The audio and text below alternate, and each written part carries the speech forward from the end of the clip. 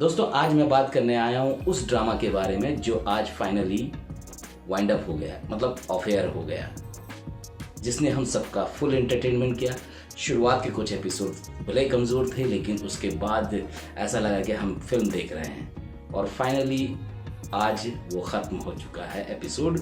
और मैं दोस्तों बात कर रहा हूँ बंस रोड के रोमियो जूलियट के आखिरी एपिसोड के बारे में, जिसके मरकज़ी किरदार में हमजा सुहेल और इकरा अजीज़ थे। तो दोस्तों आइए इसकी एक मुख्तसर स्टोरी पर नज़र डाल लेते हैं। फरिहा जो इकरा अजीज़ प्ले कर रही थी इस कैरेक्टर को, और फरहाद जो हमजा सुहेल कर रहे थे इस कैरेक्टर को प्ले, दोनों एक दूसरे से मिलते हैं एक इंसिडेंट में। उसके बाद दोनों में प्यार होता है, लेकिन वही बात आती है कि घर वालों की रजामंदी नहीं होती है। दोनों के घर वालों के बीच एक छोटी सी घटना को लेकर के क्लैश शुरू होता है। उसके बाद ये दोनों भागकर शादी करते हैं और एक घर में ये लोग जाकर रहने लगते हैं। इस बीच कई सारी दुश्वारियां उनके ज़िंदगी में आती है, उसका सामना करते हुए आगे बढ़ते हैं। एंड फाइनली एक ऐसा मोमेंट आता है जहां दोनों के रिश्ते में खटास आ जाती है और दोनों अलग होते हैं। यहाँ पे राइटर ने दोनों के अलग होने के लिए जो इशू चुना वो बहुत ही दुनिया भर के लिए मतलब एक बड़ा इशू है,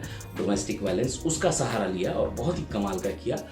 इस से एक ड्रामा को एक हाइप मिला और एक सोशल काउज जो है इस ड्रामा के साथ जुड़ गया। और इसके बाद दोनों के बीच दरार आती है और रिश्तों में, और उसके बाद दोनों तलाक के नौबत तक पहुंच जाते हैं। लेकिन फाइनली हैप्पी एंडिंग जो सिनेमा में होता है वही हुआ।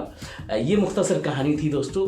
आइए सीन को एनालाइज करते हैं। दोस्तों मेरा मकसद ये नहीं है कि सिर्फ खामियां निकालूं। जो जगह थी खामियां निकालने के लिए वो मैंने पहले एपिसोड सब में निकाला है, और आज मैं बात करूंगा जहां कमियां होंगी वहां कमियों की बात करूंगा, जहां अच्छाई होगी उसका भी जिक्र करूंगा। देखिए अब एक पहला सीन शुरू होता है जहाँ पे आगा साहब बैठे हुए हैं, अफसोस कर रहे हैं, क्योंकि पिछले एपिसोड में आपने देखा कि जो छन्नू आंटी है उनका इंतकाल हो जाता है। तो फरहाद और फरिया वहाँ पे आते हैं और उनमें शरीक होते हैं और वहाँ पे बातें होती है। तो फिर आगा साहब जो है उनकी ज़िंदगी के बारे में बताते हैं कि कैसे उतार चढ़ाव आया, कैसे दोनों ने एक दूसरे का साथ दिया। यहाँ दोनों को समझ में आता है इनकी बातों को सुनने के बाद कि ज़िंदगी में परेशानियाँ आती हैं, उससे हम परेशान होकर के रिश्ते को नहीं तोड़ सकते, उसी को लेकर के आगे बढ़ना चाहिए हमें। अब आगा साहब की बातें सुनने के बाद फरहाद और फरिहा उस घर में जाते हैं जहाँ पे वो रहते थे। तो फिर उनको वो फ्लैशबैक सब आते हैं कि हमने यहाँ पे अच्छे बुरे दिन गुजारे। और ये बहुत ज़रूरी होता है दोस्तों, हम जब कभी अपनी वैसी जगह पे चले जाते हैं जहाँ पर हमने वक्त गुजारा है, तो वहाँ के अच्छे बुरे चीज़ें हमें सबक देते हैं। तो ये अंडरस्टैंडिंग बन जाती है दोनों में। तो उसके बाद फिर दोनों एक छत पे खड़े होकर के बात करते हैं, और वहाँ पे फरिहा बताती है फरहाद को कि मैं अपने घर वालों को तलाक के लिए बोल चुकी हूँ। लेकिन फरहाद कहता है कि नहीं, मैं तुम्हारे घर वालों के पैर पकड़ लूँगा, गुजारिश करूँगा, लेकिन तलाक की बात मत करो। और वो फिर अपनी बात बताता है कि मैं डॉक्टर को भी दिखा रहा हूँ, साइकेट्रिस्ट को दिखा रहा हूँ अपने एग्रेशन पे कंट्रोल करने के लिए। तो यहाँ फरिहा मुस्कुराती है। तो अच्छा सीन था दोस्तों, यही सब बातें होती है। देखिए कहीं से इंस्पायर होकर के आपको कैरेक्टर को बदलना होगा। तो वो आगा साहब और छन्नू आंटी की ज़िंदगी से वो लोग इंस्पायर होकर के अपने इरादे को बदलते हैं। तो ये सीन अच्छा था दोस्तों। अब देखिए दोस्तों कि किरण को शमीम जो उनकी वालिदा हैं वो कहती हैं कि ऐसे कैसे जो है शाहज़ैन को हम लोग छोड़ दें, वो खुलेआम घूम रहा है और उस पर हमें केस करना चाहिए। देखिए बहुत अच्छी बात थी, और ऐसे इंसान को सबक मिलना चाहिए जो डोमेस्टिक वायलेंस कर रहा था। तो उसको सबक मिलना चाहिए था। वो वाकई में क्यों ऐसा समाज में घूमेगा, फिर वो किसी और का शिकार करेगा। तो ये एक अच्छा डिसीजन था शमीम का। तो वो अपनी बेटी को कहती हैं कि तुम्हारे पास कुछ ऐसा एविडेंस है, तुम्हारे पास कुछ मेडिकल रिपोर्ट है। तो वहाँ वो किरण कहती है कि नहीं मेरे पास वो तो नहीं, लेकिन एक बार वो मुझे मारने की कोशिश कर रहा था, मैं वीडियो देख रही थी, अचानक मेरा कैमरा का बटन दब गया और रिकॉर्डिंग हो गई, वो है मेरे पास। अरे किरण को शायद भूल रही है या फिर राइटर भूल रहे हैं कि मतलब ये किरण और इकरा एक मेडिकल सेंटर पे मिलते हैं, मुलाकात होती है, वहाँ पे दोनों डोमेस्टिक वायलेंस का शिकार होती है। तो वहाँ पे तो उसका इंजरी हुआ था, तो वो इंजरी रिपोर्ट होनी चाहिए, उसके आधार पे भी तो केस किया जा सकता था।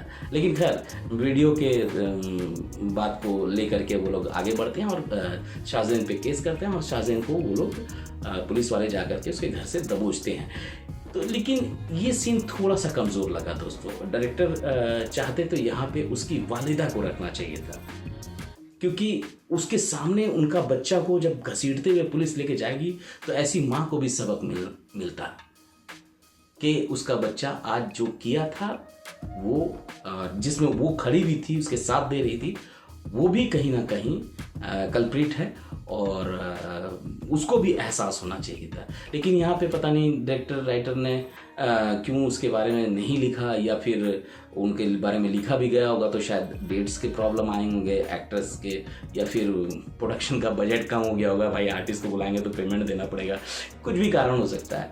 तो ये चीज़ें वहाँ पर थोड़ी मिसिंग लगी। और दूसरी बात ये था दोस्तों कि एक बड़ा केस हुआ था, कई लोग बीमार हुए थे पकवान में खाना खा करके, और उस पर जेल में डाल दिया गया था फरहाद को। वहाँ पे एक गवाह को पेश किया जाता है और फरहाद को छोड़ दिया जाता है। लेकिन मेन कल्प्रिट वो गवाह तो नहीं है ना, मेन कल्प्रिट तो जो है वो शाहज़ैन है।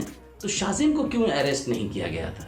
क्योंकि इस केस में अरेस्ट करना था, इसलिए उसमें छोड़ दिया गया था। और हमजा जो है बाहर आ गया, तो भाई बाहर आया था तो उस केस का मतलब वो केस खत्म हो गया, वो तफ्तीश तो होगी ना, पुलिस वाले तफ्तीश तो करेंगे। तो शाहज़ैन को कैसे मतलब उन लोगों ने छोड़ रखा था?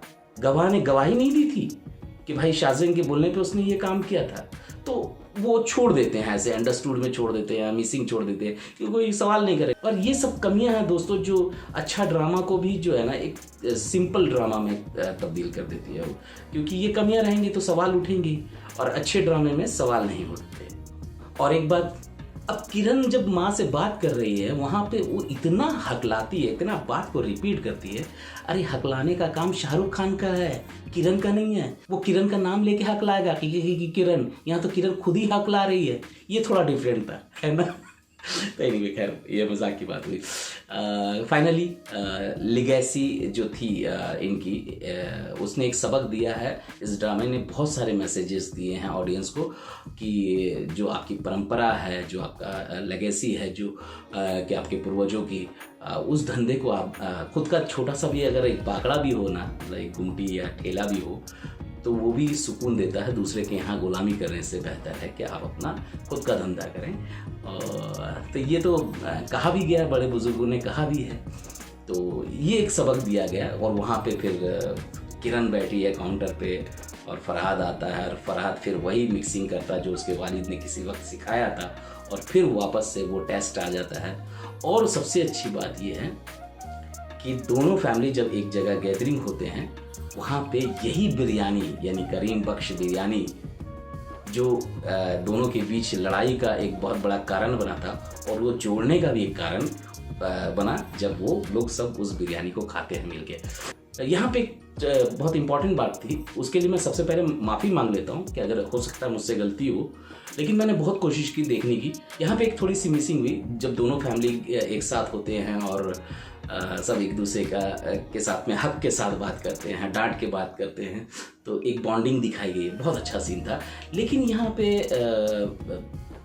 जो शाकिब है उसकी बीवी को गायब दिखाया गया है। या तो वो डेट्स की वजह से नहीं अवेलेबल होंगी, उस डेट में सारे एक्टर हो गए होंगे, वो नहीं होंगी, या कुछ और कारण होगा, पता नहीं क्यों उनको नहीं रखा गया, या फिर कुछ मुझसे मिसिंग हुई होगी। तो मैं माजरत चाहूँगा आप लोगों से कि मैंने इस तरह से मिस किया, लेकिन ये थोड़ा सा मिसिंग था। अब आते हैं दोस्तों एक अगला पॉइंट जो बहुत ही इंपॉर्टेंट पॉइंट है। तो फरहाद और फरीहा डिसाइड करते हैं और वो लोग दोनों जाते हैं कि पहले अब्बा को मनाएंगे, और वो मान गए तो सब लोग मान जाएंगे।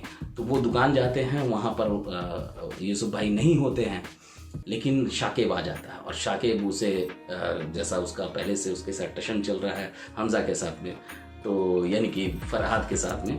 तो वहाँ पे थोड़ी सी बहस होती है, वो बाहर करता धक्का दे करके, तभी एक किलर आता है बिल्डर के इशारे पे और वो गोली चलाता है और वहाँ पे फरहाद जो है वो शाकिब को हटाता है और गोली आकर के आगे खा देता है ठा। भाई साहब, ये बॉलीवुड का जो एक कोई फिल्म आई होगी उसके बाद इसको ऐसा रेपा है लोगों ने कि इतनी फिल्मों में दिखाया जा चुका है कि आदमी पक गया है कि किसी को गोली लग रही है और उसको हटा करके दूसरा आदमी आकर के आगे गोली खा लेता है। अरे भैया, आज का ज़माना जो है ना, आज की जो ऑडियंस है वो लॉजिक मांगती है। वो कहती है भैया उसको साइड हटा देते तो गोली यूं पार हो जाती है, खुद आगे आने की क्या ज़रूरत है। अच्छा चलिए, एक गोली लग भी गई, वो किलर देखिए कितना बड़ा डफर है, उसने दोबारा जो गोली भी मारी ना वो फरहाद को ही मारी। अरे उसके हटने पे उसका टारगेट तो भैया शाकिब था, उसको मारता, लेकिन उसको नहीं मारी। वो वहाँ पे शाकिब के आगे हमजा जो है यानी कि फरहाद जो है वो आगे आ जाता, उसकी फिर एक गोली लग जाती है बॉडी में। अब देखिए यहाँ पे बिल्डर इतना बेवकूफ़ आदमी है, बजट कम है उसका, इतना बड़ा बिल्डर दिख रहा है, उसने किलर को सिर्फ 2 पिस्तौल में गोली दे करके भेजी थी, उसके बाद गोली नहीं थी। तो खैर ये दोस्तों लॉजिक पे भी आदमी हंसता है।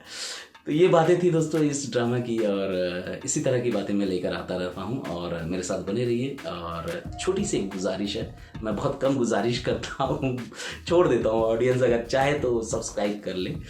तो अगर आपको अच्छा लगा हो तो कर लीजिए सब्सक्राइब, वरना देखिए मेरे वीडियो को सर्च करके ज़रूर देखिए। Thank you so much. अलविदा दोस्तों, अपना ख्याल रखिए। Love you all.